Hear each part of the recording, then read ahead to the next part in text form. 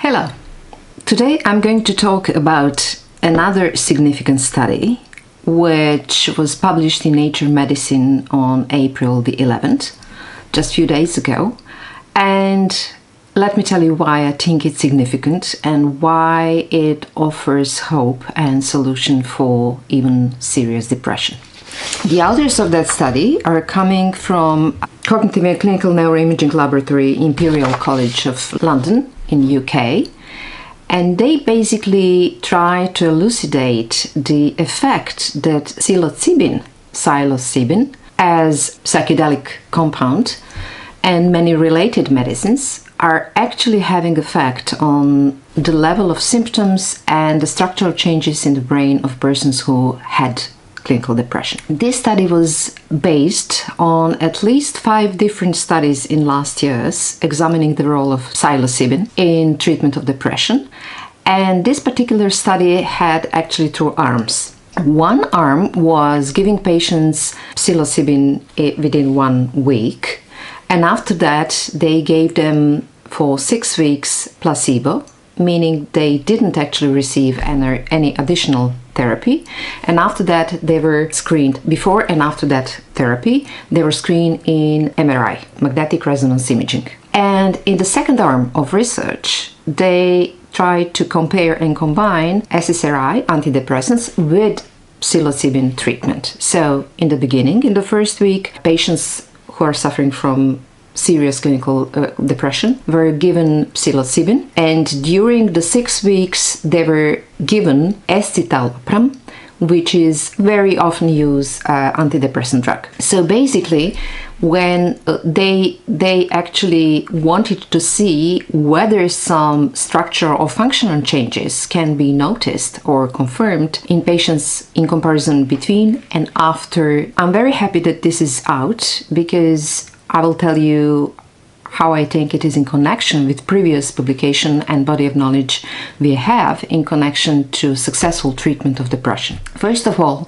I want to illustrate the climate when this is published in this particular moment. In 2021 and 2022, several publications were out, which I spoke about on this channel. One is about the effect of antidepressants, and this is a group of John Ioannidis. He also published in 2008, and now repeatedly in 2022, the much larger study was out, confirming that the effect of novel antidepressant drugs, novel means approved before 2014, is very low.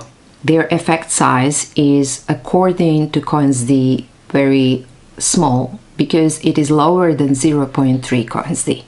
That effect size in statistics is considered to be mild. Second, another group who also published in 2022, I spoke about that on this channel, the link is below.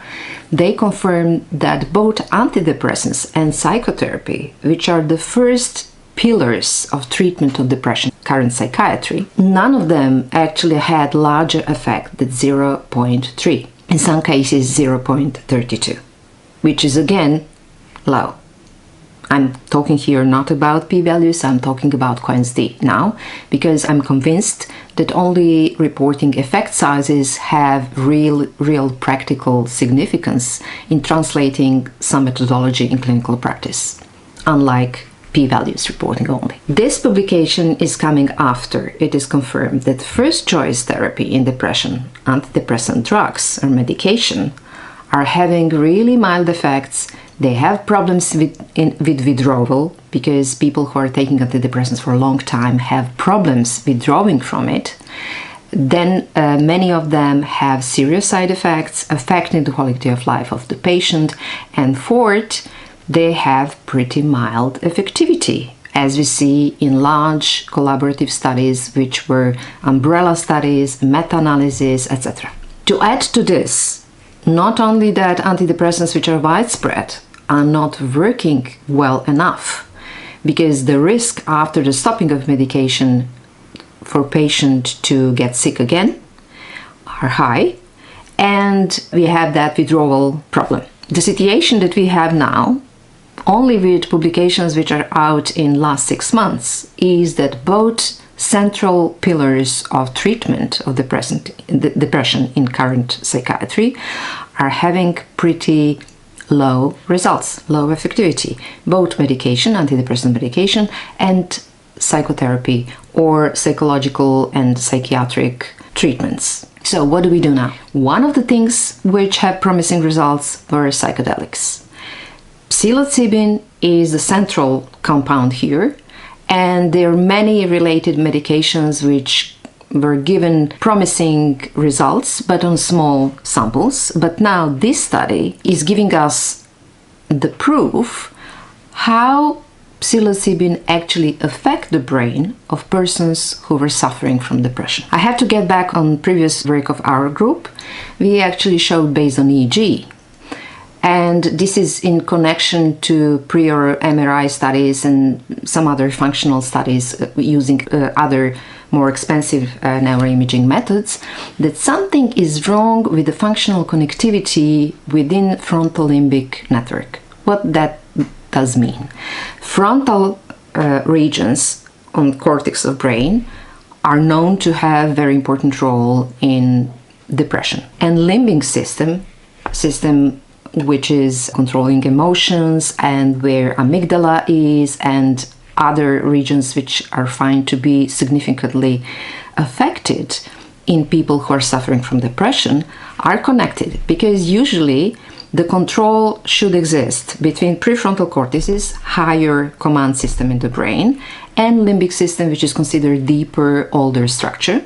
But in depression, it seems that that suppression or control of affect, how psychiatrists are calling that, is not fully functional. And in our prior work, we showed that that connectivity is not fully functional, meaning that the person who has depression wants to control the affect, wants to withdraw from some negative perception or cognitive biases or pessimism or rumination, but they cannot, because something is wrong with functional connectivity of those two very important neural circuits of the brain. This publication, which I'm talking about, Doves et al. From 2022, coming from London, UK, actually is explaining why it is so. They were basically tracking the functional connectivity in the brain using fMRI. Functional MRI is used before the treatment and after the treatment to confirm whether we can see different dynamics in the brain. And they find out that it is so, that basically psilocybin, the psychedelic compound found in magic mushrooms, helps to open up depressed people's brain even after use, enabling brain regions to talk more freely to one another. What does that mean? Actually, they find out that that medication, psilocybin, is actually affecting the serotonin receptors, which are very important in certain circuitry, which were found before in numerous fMRI studies and MRI studies, functional and also structural, to be different in people who are suffering from depression. It is like that this particular medication, this particular chemical compound, is making those neural networks to reorganize and to improve functional connectivity within frontolimbic network, actually making impact on overall brain functioning in people who are suffering from very serious depression, because after this treatment their symptoms are residing, they feel better. Another important thing which is confirmed in this study is when they give them escitalopram, antidepressant drugs, in parallel with psilocybin, that effect is lower. And they also found that classical antidepressant drug, which is used in everyday clinical treatment of depression, is not having such an effect.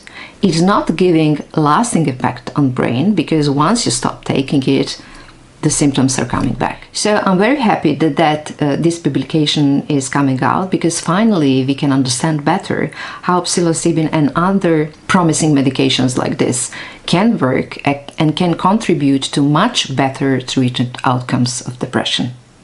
Thank you for listening.